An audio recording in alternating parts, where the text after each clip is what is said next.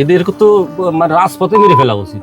যদি প্রতিবাদ করা হয় যে ভাই আর 5 টাকা দেন, এমন কি যে চর থাপা মাইরে বসে। একটা প্রশ্ন, একটা গল্প, যেখানে লুকিয়ে আছে আপনার আমার জীবনের না বলা কথা। আসুন আমাদের আজকের প্রশ্নের উত্তর খুঁজি এমন কিছু মানুষের কাছ থেকে যাদের কথা শোনে না কেউ। আচ্ছা, আপনার জীবনে কি কোনো আফসোস আছে যে এই কাজটা আমি কেন করি নাই বা করলে ভালো হতো? বাবার কিছু ছিল না, লেখাপড়া শিখতে পারিনি, আফসোস তো হয় যে একটা ব্যবসা করতে পারলি মনে হয় ভালো হতো।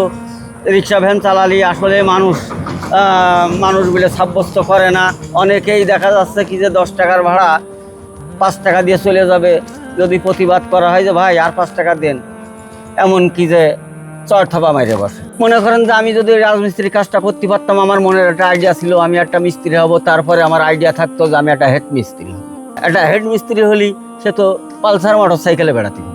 আমার চাকরির জন্য একজন টাকাও নিল, আমি সেখানে টাকাও দিলাম, কিন্তু সে ফকলু মেরে সে টাকা খেয়ে নিল, চাকরি আর হইলো না। আফসোস, যারা টাকা মেরে খায়, যারা দুর্নীতি করে, এদেরকে তো মানে রাজপথে মেরে ফেলা উচিত। আফসোস অতীত বদলায় না, কিন্তু ভবিষ্যতের সিদ্ধান্ত গ্রহণে সাহায্য করে। আপনার জীবনে কি এমন কোনো আফসোস আছে যেটা আজও মনে পড়ে? কমেন্টে লিখে ফেলুন সেই আফসোসের কথা। আপনার সেই আফসোসই হয়তো অন্য একজন মানুষের জীবনে সিদ্ধান্ত গ্রহণে সাহায্য করবে।